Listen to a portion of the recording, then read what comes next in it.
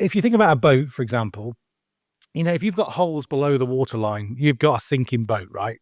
You need to fix those things. They're going to expose you. You're not going to be high performance when you've got holes below the waterline. But if you've got damage above the waterline that's not sinking your boat, it's not 100%. It's not the thing that's going to make a massive difference, but you've got damage above the waterline. They're like your weaknesses. Now, those things can often take up a lot of our attention. They can draw our attention there because other people will point to them and say they are not as good as X or Y. Yet the thing you've got to remember is you've also got these sails. You've got these beautiful sails, which are your natural resources, your natural strengths, that when used in the right context are the thing that make a difference for you.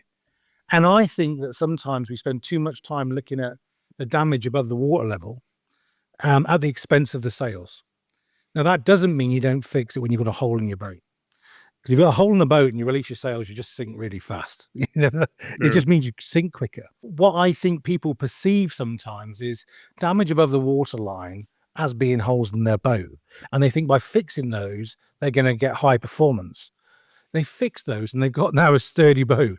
What they actually need is they need to actually release the thing that's going to transform them and take them forward. And going back to our boat metaphor, your sails are like represent your strengths, but the spinnaker, the sail that you use in the right conditions at the right time, is very much your super strength. It has to be used really smartly. You don't just use it willy-nilly, you use it in the right context. And many people don't even know what their strengths and sails are. They're boxed away whilst they're busy fixing things that aren't going to make a massive difference